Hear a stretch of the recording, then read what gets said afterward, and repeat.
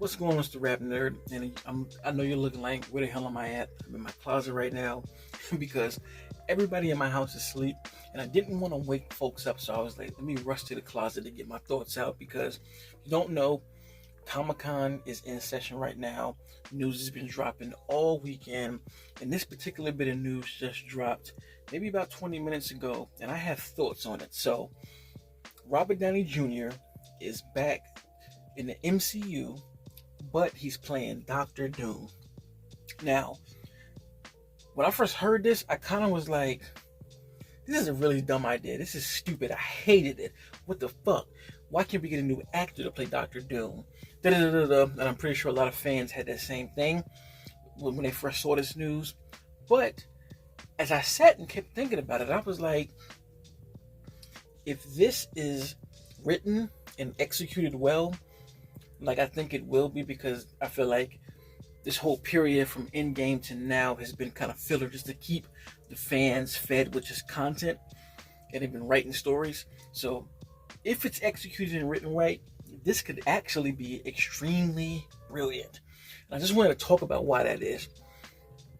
I think making Doctor Doom be a variant of a Tony Stark is going to be a very, very emotional and messy story moving forward, and then it makes sense with what goes on after. So not only did they announce Robert Downey Jr. being Doom, they announced Avengers, I believe, 5, which is Avengers Doomsday or Doom, I forgot what it was.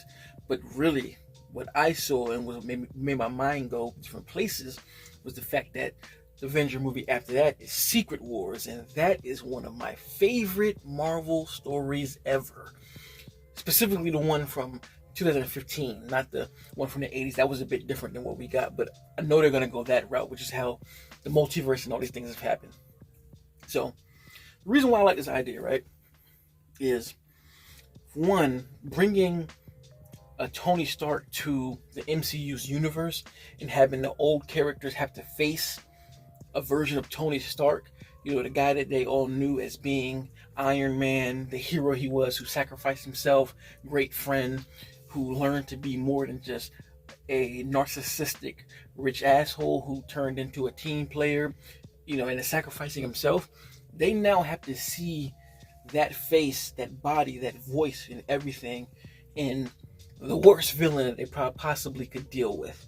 And that just becomes a different dichotomy. Like, I can imagine Tom Holland Spider-Man having to face off with Doctor Doom, just seeing him and realizing that he's Tony Stark. That puts a lot on the psyche of these characters, knowing that they have to go against a character that they knew and loved now. So I feel like that just in itself opens a whole can of worms emotionally, which is great for cinema. Love that idea.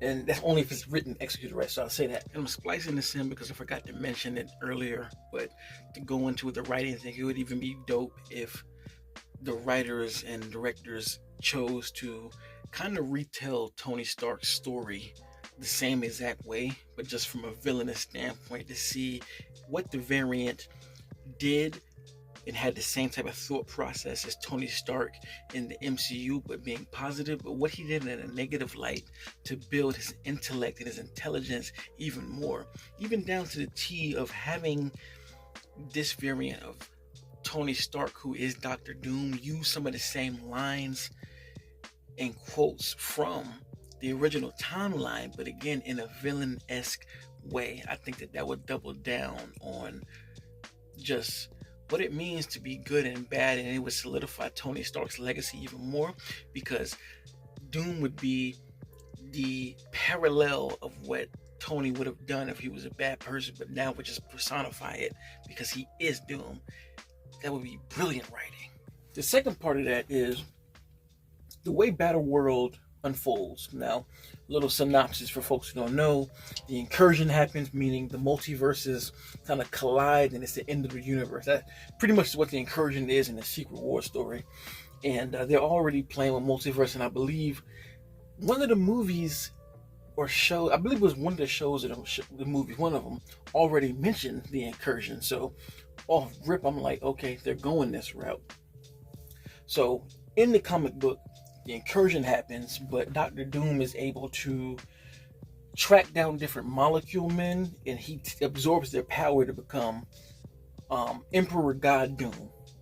I don't think we're going to go that route in the MCU, but I feel like since the Gauntlet and the Infinity Stones are a huge thing and have been a huge thing in the cinematic universe, you could easily take this variant of Tony Stark doing the same thing that Thanos did, traveling from multiverse to multiverse, grabbing the stones, but this time, when he grabs them, it either could be a thing of he finds the most powerful ones, or he just finds the regular stones from different universes, and he snaps before the incursion happens, creating Battle World. In the comic books, Doom creates Battle World with the Molecule Man powers, which is this one world with so many different variants of different characters on this world, just kind of fighting for their life as Doom Emperor rules over this world, watching these heroes, villains, alternate versions of heroes and villains just fighting for their lives in this dystopian world that ends up leading to this super climactic battle of variants on variants, villain versus heroes, that is just epic as fuck. And I don't know where I said this. It might have been Twitter, might have been one of my old videos, but I was like, this is the next thing that Marvel has for them, is to go the Secret Wars route. And the Russos have already been greenlit to shoot both of these movies. And if we know anything about the Russos, say what you want about their other movies that they've done outside of the MCU, they deliver the best Marvel movie. So this kind of has me way more excited and invigorated and invested in the MCU, because I really do want to see where they take this. Because again, Secret Wars, if you don't know about that story, look it up, read about it. And for those folks who do know, that shit is epic and definitely sits in the same playing field as like the Infinity Gauntlet saga or the Infinity Saga from the early 2000s. Like, I would even say it probably goes a little bit past that, just because of the different things that it does involving the multiverse. I mean, Miles Morales is a big part, so they can easily bring the cartoon Miles Morales into live action. There's just so much shit that they can do with this. So I'm actually pretty freaking excited, way more than I was when I first initially heard this. Like, again, if this is executed and written well, which I feel like it is, because I just feel like it is. The way the Infinity Saga was written, it worked well. And I also understand why people want to go this route too, because all of these sagas, they kind of want to string along, and bringing back Tony Stark as a variant just makes a lot of sense to keep the storyline connected to the old storyline, that also keep the old fans attached to what's going on, and even make the new fans understand why the dynamic is the way it is and why it's so meaningful, bringing a whole different level of emotion from the past to the present. So I'm all for it, man. I'm all for it.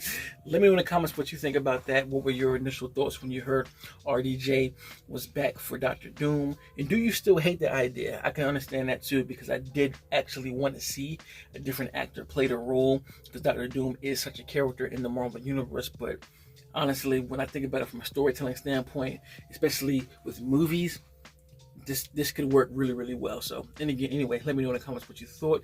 And if you like this kind of content, make sure to like and subscribe. And I promise you, the jankiness of this video is not how I usually do my videos. I just had to rush to my closet and talk about this. Usually I'm in front of my wall of DVDs, Blu-rays, 4Ks, and all the posters and everything, and do my talk with my microphone. But I'm just excited. It's like I'm on the East Coast, so here it's like 1 o'clock. So I just had to get my thoughts up before going to bed. Anyway, like I said, if you like this kind of content, make sure to like and subscribe.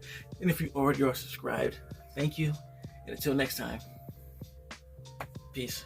RapNerd Productions, no capping, that's word to mommy.